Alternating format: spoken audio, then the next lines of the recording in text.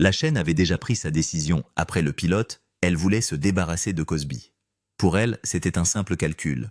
Une décision basée sur le risque, la perception et les préjugés discrets, mais puissants, qui façonnaient la télévision à l'époque. Mais Robert Culp ne voyait pas cela comme un calcul. Il voyait cela comme quelque chose qui valait la peine d'être défendu. Il réécrivait lui-même les scénarios, ajustant les dialogues, remodelant les scènes, faisant tout ce qu'il pouvait pour que le partenariat fonctionne. Entre les prises, il coachait Cosby non pas comme un supérieur, mais comme quelqu'un qui comprenait que l'alchimie ne pouvait pas être fabriquée. Elle devait être protégée. Et quand la pression est montée, quand la menace est devenue réelle, Culp a fait connaître clairement sa position. S'il renvoyait Cosby, il s'en irait lui aussi. 3 ans plus tard, le résultat est éloquent. Cosby est monté sur scène pour recevoir 3 Emmy Awards, reconnus et célébrés par l'industrie, qui avait autrefois douté de lui. Culp, bien qu'il ait été l'architecte d'une grande partie de ce succès, n'a rien reçu. Pas de prix, pas de reconnaissance officielle, pas de reconnaissance publique du rôle qu'il avait joué. Et pourtant, au cours de ses premières années, le lien entre les deux hommes était profond, si profond qu'il a commencé à les séparer de tous ceux qui les entouraient. Leurs épouses ont cessé de se joindre à eux pour les dîners, parce que les conversations entre Culp et Cosby avaient évolué vers quelque chose de privé, un rythme et un langage que personne d'autre ne pouvait suivre. C'était plus que de l'amitié, c'était une alliance créative intense et dévorante. Mais sous l'humour, sous le succès partagé et l'image publique de partenariat, quelque chose de plus compliqué se dessinait. Des années plus tard, Culp en parlera sur un ton à la fois clair et distant. Il décrira Cosby comme un homme porteur d'une colère profonde et non résolue, quelqu'un qui évoluait dans le monde avec la conviction que le succès n'était pas quelque chose qui se méritait, mais quelque chose qui se devait. C'est une perception qui a perduré, façonnant discrètement leurs interactions, même lorsque leurs carrières se sont développées. Ce qui s'est réellement passé entre eux sur le plateau de I Spy ne sera pleinement compris que des décennies plus tard, lorsque le temps aura adouci certaines vérités et en aura aiguisé d'autres. Pour comprendre Robert Culp, il faut remonter beaucoup plus loin au début, à une enfance façonnée par le silence, l'attente et un refus précoce de rester petit. Il est né le 16,1930 août à Oakland en Californie, à une époque où la Grande Dépression pesait encore lourdement sur la vie des gens ordinaires. Il était enfant unique et ce fait a défini l'atmosphère de son éducation. Il n'y avait pas de frères et sœurs pour remplir l'espace, pas de bruit commun pour adoucir les bords de la maison. Son père, Crozier Cordell Culp, était un avocat qui croyait en la structure, la stabilité et le genre d'avenir qui suivait un chemin clair et prévisible. Sa mère, Bethel Martin Culp, travaillait dans une usine chimique à Berkeley, un travail qui exigeait plus de son corps qu'elle ne l'a jamais ouvertement admis. À la maison, le calme n'était pas paisible, il était lourd, presque oppressant. Robert a donc créé son propre monde pour le combattre. Dans le sous-sol humide de la maison, il a construit une scène, un endroit où il pouvait transformer l'immobilité en mouvement. Il a fabriqué des marionnettes de ses propres mains, les a enfilées avec soin, leur a donné des voix, des personnalités, des conflits. Elles se sont battues, elles ont dansé, elles ont vécu des histoires entières à la lueur d'une seule lampe. Parfois, les voisins l'apercevaient à travers la fenêtre. Un garçon mince debout, seul, orchestrant tout un univers, avec rien d'autre que de l'imagination et de la détermination. Cela pouvait sembler étrange de l'extérieur, mais il y avait quelque chose d'intrépide, comme si même à ce moment-là, il avait déjà décidé qu'il ne se laisserait pas enfermer par les limites qui l'entouraient. Son père l'oriente vers le droit, vers un avenir qui n'a de sens que sur le papier. Mais Robert résiste de manière discrète et persistante. Il se tourne alors vers le dessin, non pas des esquisses légères ou des gribouillis inoffensifs, mais des caricatures acérées et mordantes qui dénoncent l'hypocrisie et se moquent de l'autorité. À 14 ans à peine, ses œuvres sont achetées par des journaux de la région de la baie, un succès modeste mais significatif dans un foyer où l'argent est rare et la pression constante. La santé déclinante de sa mère ne fait qu'ajouter à cette pression un rappel silencieux que la stabilité ne peut être considérée comme acquise. L'Oakland de l'après-guerre était un lieu de contradiction. L'industrie était en plein essor, mais de nombreuses familles luttaient encore pour rester à flot. Robert a assimilé cette réalité très tôt. Il se déplaçait dans l'urgence avec le sentiment que le temps n'était pas une chose à perdre. Cette même intensité s'est retrouvée dans l'athlétisme. Au lycée de Berkeley, il est devenu perchiste, abordant ce sport avec la même concentration que celle qu'il mettait sur la scène de son sous-sol. En 1947, il a franchi 12 pieds et 3 pouces, obtenant la 2e place à la compétition de l'État de Californie. C'était un moment décisif du genre de ceux qui transforment un adolescent en quelqu'un que les gens remarquent, quelqu'un dont on se souvient.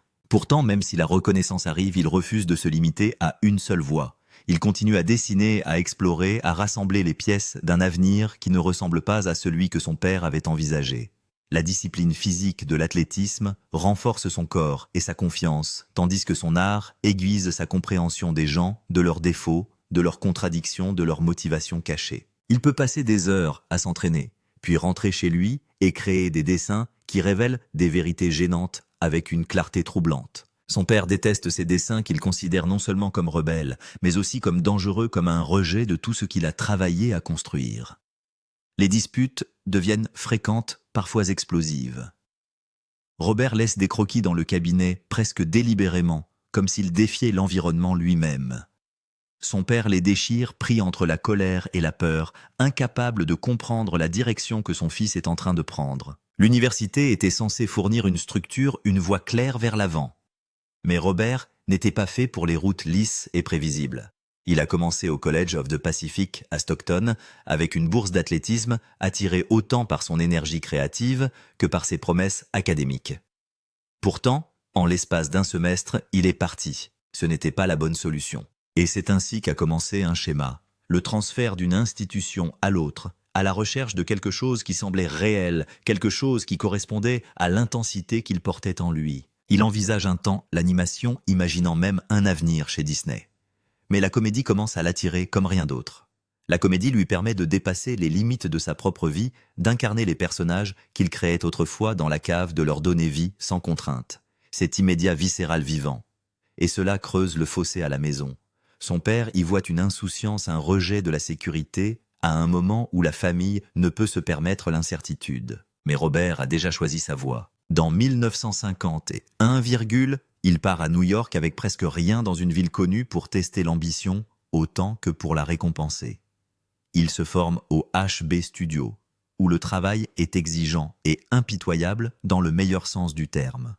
Sous la direction d'Uta Hagen, il est poussé à affronter chaque faiblesse, chaque hésitation, chaque fausse note dans son interprétation. Ce n'est pas facile, mais c'est nécessaire. Il veut de la vérité dans son travail, et elle refuse de le laisser se contenter de moins que cela. L'argent reste une lutte constante. Il vit dans des chambres bon marché, accepte les petits boulots qu'il peut trouver et vit parfois à la limite de la survie. Il y a des moments où il revient aux instincts de son enfance, trouvant des moyens de jouer, de créer, de gagner juste assez pour continuer à vivre. Son père le presse de rentrer à la maison, tantôt en lui offrant son soutien, tantôt en le retirant par frustration. À un moment donné, le soutien s'arrête complètement, obligeant Robert à mettre en gage ses biens simplement pour manger. Ces moments auraient pu le briser, mais ils ont au contraire endurci quelque chose en lui. Il a appris à utiliser la douleur, à la canaliser dans son travail, plutôt que de s'en cacher.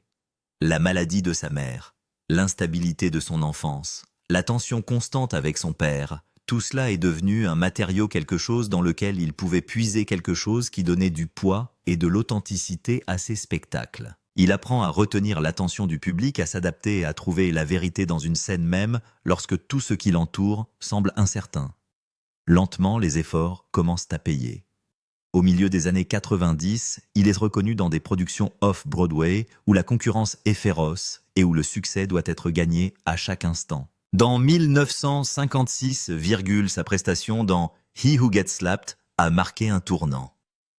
Il s'agissait d'un rôle sombre chargé d'émotions et il y apportait une intensité qu'on ne pouvait ignorer. Cette prestation lui a valu un Obie Award, une reconnaissance qui a changé la façon dont les gens le voyaient. Il n'était plus un simple acteur en herbe. Il était quelqu'un capable de profondeur, de complexité, d'une honnêteté troublante. Cette reconnaissance intervient à une époque où l'industrie du divertissement elle-même est en pleine mutation. L'ombre de la peur rouge et de la liste noire hollywoodienne plane encore, influençant les décisions, limitant les opportunités. Les noms établis comportent des risques.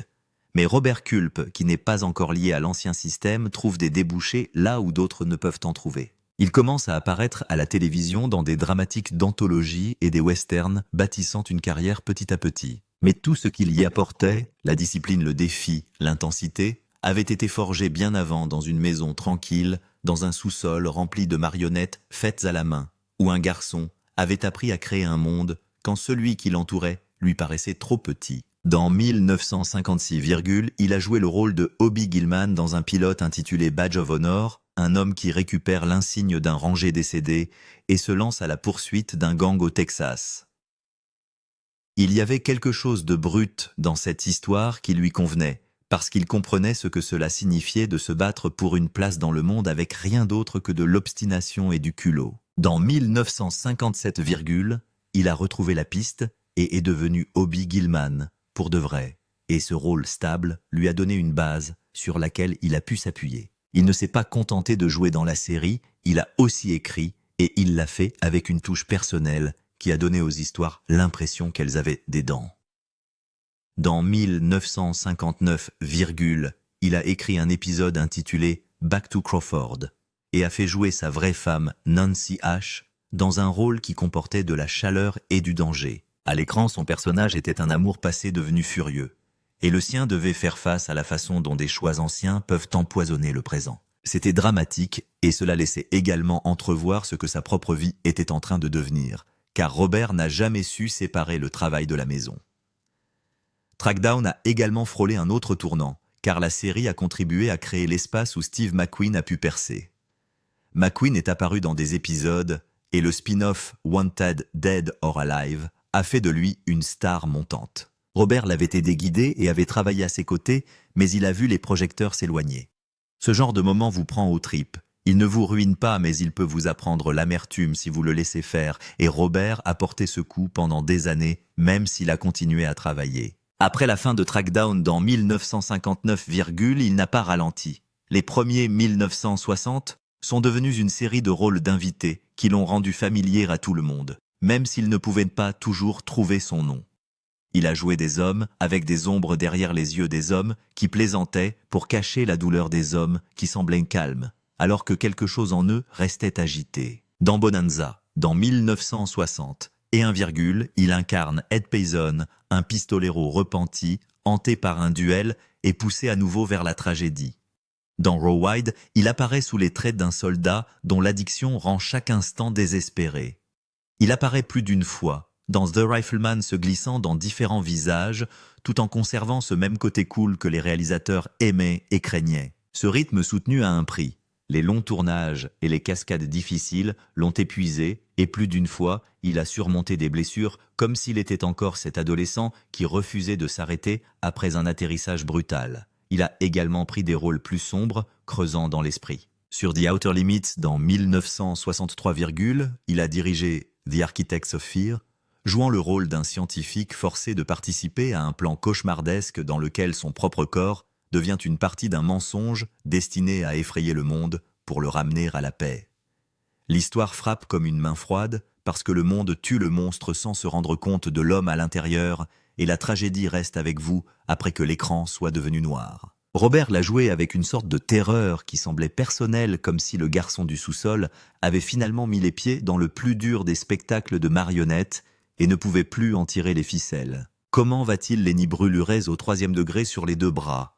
L'épaule et le visage ne sont guère mieux. La même année, il apparaît dans Petit 109, dans le rôle de l'enseigne George Barney Ross, lié à l'histoire de John F. Kennedy et de la guerre en mer. Le tournage était exigeant, plein de scènes dans l'eau et de moments de survie qui ont poussé son corps à bout. Le film est sorti peu de temps avant l'assassinat de Kennedy, et ce timing lui a donné un poids étrange, comme si l'histoire avait tendu la main et appuyé son pouce sur l'histoire. Alors que sa carrière continuait à monter, sa vie personnelle continuait à se fissurer sous la pression. Il s'est marié jeune le septembre 23, 1950 et il a épousé Hélène Carroll alors qu'il n'avait que 21, L'amour était réel mais la vie était instable et ils ont divorcé le 1956, plus tard. Il n'y a pas eu d'enfant, mais seulement des années passées à essayer de faire coïncider 2 vies avec un emploi du temps qui n'a jamais cessé de bouger. Robert a plus tard fait comprendre que la célébrité peut transformer la maison en cage si vous ne savez pas comment sortir des projecteurs et redevenir simple. Peu de temps après, il a épousé Nancy Ash dans 1957, Et ce mariage a apporté des enfants du bruit et le genre de chaos auquel un enfant unique ne s'attend jamais en grandissant. Ils ont eu 4 enfants, Joshua en 1958, Jason en 1960 et 1, Joseph en 1963, et Rachel en 1964, La maison s'est remplie, et pendant un certain temps, cela a probablement semblé être un miracle pour quelqu'un qui avait autrefois combattu le silence avec des marionnettes. Pourtant, la même motivation qui a nourri son travail a également affamé son foyer. Il courait après les rôles, écrivait des scénarios, et restait sur les plateaux et les absences s'accumulaient comme des factures impayées. Vers 1966, ce mariage s'est également terminé, et il est devenu difficile d'ignorer ce schéma.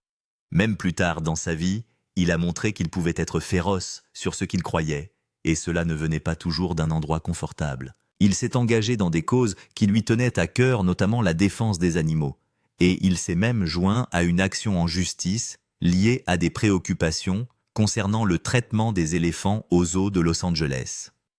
Cela a surpris les personnes qui ne le connaissaient que comme un acteur cool au sourire acéré, mais c'est également logique si l'on suit toute l'histoire. Il a toujours été quelqu'un qui détestait les cages, qu'elles soient faites d'attente de peur ou tout simplement d'habitude. Les enfants que vous avez embauchés, que lui avez-vous dit? Pourquoi ils pensent que nous sommes des espions?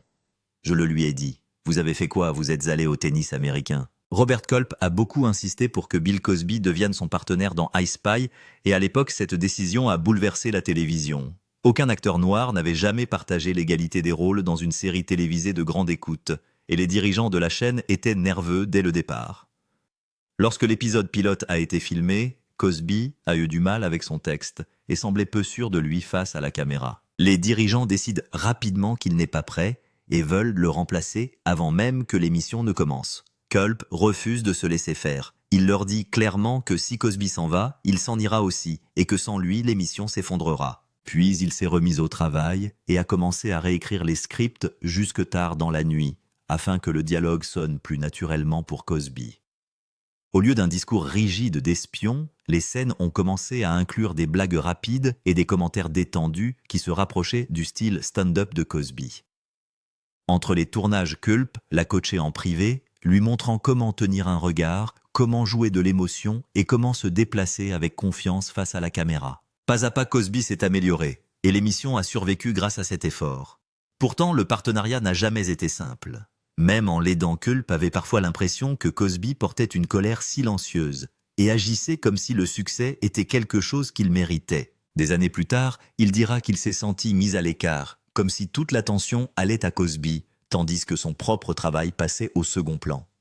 Pourtant, à l'époque, il travaillait côte à côte dans des lieux exigeants, filmant dans des rues bondées et des ruelles étroites où les scènes semblaient presque dangereuses. Culp insistait pour faire ses propres cascades grimpant et sautant partout où le scénario l'exigeait, tandis que la série transformait lentement Cosby en une grande star. La série a changé la télévision en quittant la sécurité des studios et en voyageant à travers le monde.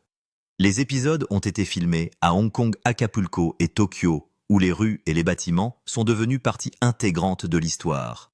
Culp a fait bien plus que jouer la comédie. Il a écrit et réalisé plusieurs épisodes et s'est investi dans son travail façonnant le ton et le rythme de la série. Cet effort lui a valu une reconnaissance et des nominations, mais les résultats ont fait plus de mal que de bien chaque année. Cosby a remporté l'Emmy du meilleur acteur tandis que Culp est reparti les mains vides. En public, il félicite son partenaire et parle avec fierté de leur succès, mais en privé, les pertes lui restent en travers de la gorge. Il avait écrit des scènes pour mettre en valeur les points forts de Cosby et contribuer à façonner des spectacles que le public adorait, mais les louanges ne semblaient aller que dans une seule direction. Malgré cela, les deux hommes partageaient une étrange proximité que peu de gens comprenaient. Pendant les longues journées passées sur le terrain, ils ont développé une façon de parler privée, pleine de plaisanteries et de petits signaux qu'ils étaient les seuls à comprendre. Les conversations dérivaient vers ce langage privé sans avertissement, laissant tous les autres dans la confusion. Leurs épouses n'aimaient tellement pas cela qu'elles ont fini par cesser de se joindre à eux pour les dîners, parce qu'elles se sentaient exclues des conversations qui n'avaient aucun sens. Pour M. Culp, la langue était une preuve de confiance entre des partenaires qui dépendaient l'un de l'autre au quotidien. Pour d'autres, elle ressemblait à un mur qui les séparait du reste du monde. Derrière les rires, il y avait toujours des tensions, Culp a continué à façonner des scénarios pour que Cosby puisse improviser naturellement, et les résultats ont souvent été magnifiques à l'écran. Mais chaque succès a également renforcé le sentiment que sa propre contribution restait cachée. Il pensait avoir sauvé la série alors qu'elle était au bord de l'effondrement et avoir aidé à transformer un comédien en difficulté en un acteur respecté. Au fur et à mesure que la célébrité de Cosby grandissait, cette conviction s'est transformée en un ressentiment silencieux. Les cérémonies des Emmy Awards et les interviews avec la presse ne font que rendre la différence plus visible, et la distance entre eux se creuse lentement, même si la série reste populaire. Pendant cette même période, une autre histoire se déroule dans la vie de Culp. Lors du tournage d'un épisode se déroulant pendant le conflit au Vietnam, il confie un rôle clé à l'actrice France Nguyen et la connexion entre eux dépasse rapidement le cadre du scénario. Les longues nuits de répétition se transforment en moments d'intimité et l'excitation des tournages les rapproche. En peu de temps, ils se marient, pris dans un élan qui semble irrépressible à ce moment-là. Culp parle d'elle comme d'une source d'inspiration, et leurs premiers mois de vie commune semblent pleins de promesses. Le bonheur n'a pas duré. De petits désaccords se sont transformés en disputes bruyantes, et tous deux ont parlé plus tard de trahison et de confiance brisée. Des histoires ont circulé sur la jalousie et les bagarres soudaines qui ont transformé des journées ordinaires en chaos. À la fin de la décennie, le mariage s'est effondré dans un divorce amer qui a laissé des traces profondes chez les deux époux. La passion qui animait autrefois le travail de Culp le rendait agité et réservé, et ses amis ont commencé à remarquer qu'il faisait moins confiance aux gens au fil du temps.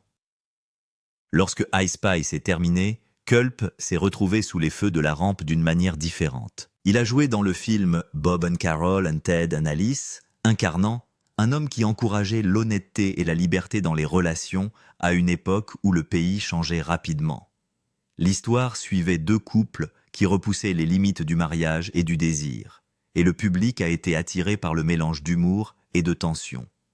Le film a coûté peu à réaliser, mais a rapporté bien plus que ce que l'on attendait de lui, ce qui en a fait un succès majeur. Certains spectateurs ont salué son honnêteté, d'autres l'ont attaqué comme une menace pour les valeurs traditionnelles. Quoi qu'il en soit, le film a fixé l'image de Culp comme une figure moderne et audacieuse, un homme qui semble à l'aise dans un monde où les règles sont changeantes. Sa vie personnelle est restée incertaine. Après la rupture avec Nguyen, il s'est remarié, et le travail et la maison se sont rapidement entremêlés. Il a réalisé des projets qui incluaient sa femme dans la distribution, tout en essayant de reconstruire sa carrière grâce à des films réguliers. Beaucoup de ces films ont eu des difficultés au box-office, et la pression de la production constante a mis leur mariage à rude épreuve jusqu'à ce qu'il prenne fin lui aussi. Le schéma se répète au fil des années, avec des mariages courts et des emplois du temps exigeants qui laissent peu de place à la stabilité. Au cours des années 1966, il apparaît dans une série de films qui ne parviennent pas à susciter l'enthousiasme de ses premiers succès. Il incarne souvent des personnages tranchants et distants, des hommes qui vivent selon leurs propres règles, et les rôles commencent à se confondre. Les pressions financières le poussent à accepter tout travail disponible, et le fossé entre la célébrité passée et la réalité présente devient plus difficile à ignorer. À la fin de la décennie, il retourne principalement à la télévision, où des rôles réguliers lui permettent de rester visible, même si le sentiment de célébrité s'est estompé. Loin de la comédie, il a trouvé une autre cause qui lui tient profondément à cœur. Il s'est associé aux efforts visant à contester le traitement des éléphants aux zoos de Los Angeles, dénonçant les conditions dans lesquelles ils vivaient et soutenant une action en justice visant à imposer un changement. L'affaire n'a pas abouti, mais elle a montré une facette de lui que beaucoup de gens n'ont jamais vue, un homme prêt à défendre fermement quelque chose qu'il croyait juste. Robert Culp a vu quelque chose en Bill Cosby avant tout le monde. Au milieu des années 60, lorsqu'ils ont commencé à travailler ensemble sur le film I Spy, Cosby était un nouveau comédien et il était encore un peu rude. Culp a tout de suite remarqué que Cosby n'était pas un acteur traditionnel. C'était un comique avec un timing naturel et une forte présence, et si l'émission voulait survivre, elle devait s'appuyer sur cela. Culp a donc commencé à réécrire les scripts lui-même, façonnant les scènes pour que Cosby puisse jouer d'une manière qui semblait naturelle. À un moment donné, les producteurs ont failli annuler l'émission parce que les premières performances de Cosby semblaient rigides, mais Culp a continué à ajuster le matériel jusqu'à ce que tout s'enclenche. Des années plus tard, Culp a parlé ouvertement de ses premiers jours et a admis que Cosby avait eu beaucoup de mal au début. Cos et moi avons suivi la même voie, nous n'avons jamais changé. Il m'a fait entièrement confiance en ce qui concerne l'histoire. Selon lui, Cosby était animé d'une profonde colère et agissait comme si le monde lui devait le succès. Ce qui comptait, c'est que Culp le poussait à montrer de vraies émotions. Et lentement, Cosby s'est développé dans le rôle qui l'a rendu célèbre. Culp pensait qu'il avait contribué à faire de Cosby une star, mais il avait souvent l'impression que les gens oubliaient cette partie de l'histoire. Lorsque la saison des récompenses arrive, la tension monte discrètement. Culp est nommé pour l'acteur principal 3 années de suite et perd à chaque fois face à Cosby. Il n'a jamais attaqué Cosby en public, mais les défaites sont restées gravées dans sa mémoire. Il se dit toujours fier de ce qu'ils ont construit ensemble, même si une partie de lui lutte contre le fait d'être considéré comme une petite note dans le succès de quelqu'un d'autre. Pourtant, dans les coulisses, leur connexion était plus profonde que la plupart des gens ne le savaient. Les deux hommes ont développé une étrange sorte d'amitié qui a intrigué tout le monde autour d'eux. Ils plaisantaient tellement qu'ils semblaient partager leur propre langage. Parfois, ils riaient de choses que personne d'autre ne comprenait, laissant leurs femmes les regarder avec confusion, jusqu'à ce qu'elles finissent par abandonner et s'éloigner. Cosby a dit plus tard que cela ressemblait à une société secrète, avec seulement 2 membres. Leur lien s'est développé au cours des longues journées passées sur les plateaux de tournage de I Was Spy, où ils ont appris à communiquer sans même se parler. Les producteurs ont parfois trouvé cela frustrant, mais cette compréhension silencieuse a permis de donner vie à leur scène. Ils ont même créé des surnoms l'un pour l'autre. Culp est devenu Hobby, d'après l'un de ses premiers rôles, et Cosby est devenu Dobsy, d'après un personnage d'un vieux film. Lorsqu'ils commettaient des erreurs sur le plateau, ils se lançaient dans des danses ridicules ou jouaient des scènes de films qu'ils aimaient. L'équipe se sentait parfois exclue de son petit monde, mais cette étrange proximité a contribué au succès de la série. 3 saisons consécutives ont été récompensées par des Emmy, en grande partie, grâce au rythme facile entre les 2 acteurs principaux.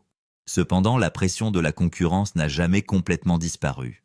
Chaque année, les Emmy les ont placés côte à côte dans la même catégorie et chaque année, Cosby est reparti avec le prix. Culp a insisté sur le fait que l'amitié comptait plus que les trophées et a dit que tout le reste passait après le fait qu'ils s'aimaient bien. Cosby a admis qu'il se sentait mal à l'aise après avoir gagné parce qu'il savait que Culp méritait aussi une reconnaissance. Après chaque cérémonie, il retournait sur le plateau en se sentant mal à l'aise jusqu'à ce que Culp lui demande simplement comment il allait et la tension s'estompait. Culp expliquait souvent qu'il se considérait comme l'acteur tandis que Cosby était l'amuseur.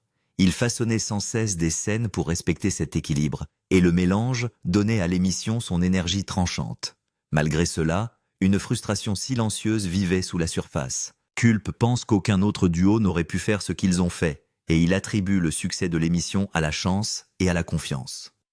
Pendant la première diffusion, il a gardé tout ressentiment privé, laissant le travail parler de lui-même, mais le sentiment ne s'est jamais complètement estompé. Une partie de cette tension est due à la forte personnalité de Culp. Il exigeait beaucoup de lui-même et de son entourage, et tout le monde ne pouvait pas le supporter. Dans les commentaires des épisodes, il a écrit lui-même qu'il parlait avec une honnêteté brutale de vieilles disputes et de relations brisées. Son bref mariage avec l'actrice France Nguyen est devenu l'une des rancunes les plus profondes qu'il ait eues. Les petits malentendus se transformaient en colère durable et il ne semblait jamais les oublier. Sur le plateau, il pouvait être tout aussi intense. Il défiait les producteurs et critiquait ouvertement les réalisateurs qu'il considérait comme faibles. Si une scène lui semblait incorrecte, il le disait sans hésiter, même si cela mettait les gens mal à l'aise.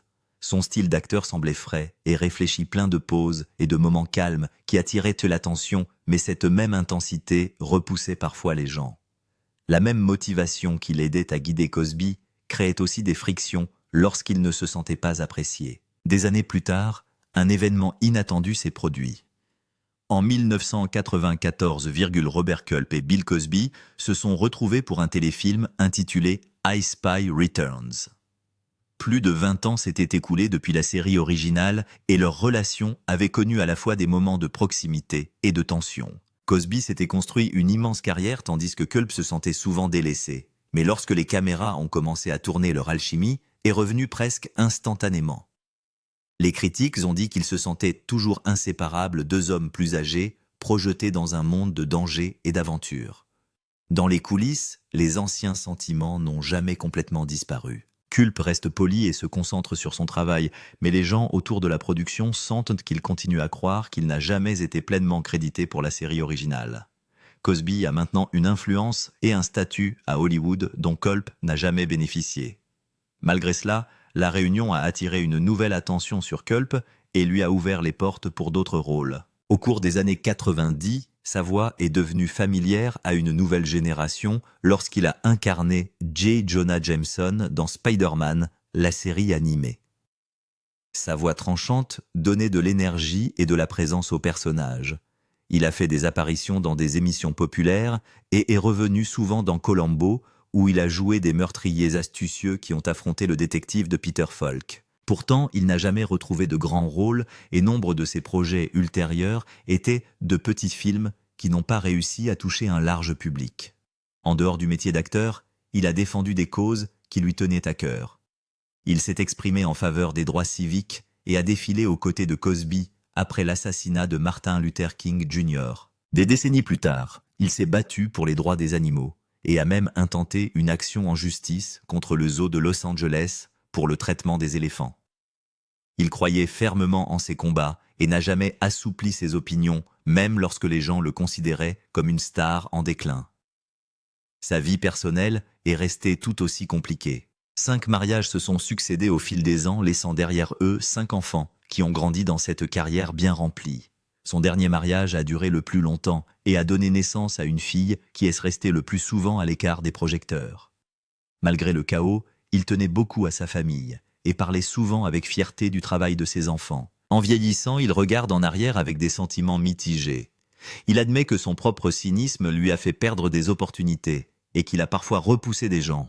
Il a refusé des rôles importants qui auraient pu changer sa carrière, des choix qu'il a remis en question par la suite. Pourtant, il a insisté sur le fait qu'Hollywood ne lui devait rien et qu'il avait vécu la vie qu'il avait choisie. Ce soir, Hollywood réagit à la nouvelle du décès de l'acteur Robert Culp. Il était surtout connu pour le « En mars 2010, Robert Culp est sorti de chez lui près de Runyon Canyon Park et s'est effondré. Un jogger l'a trouvé et a appelé les secours, mais il est mort avant midi à l'âge de 79 ans. La cause officielle est une crise cardiaque, mais la chute qui a suivi a causé de graves blessures à la tête. L'homme qui courait autrefois sur les toits en tant qu'espion de la télévision a disparu dans un moment de calme d'une journée ordinaire.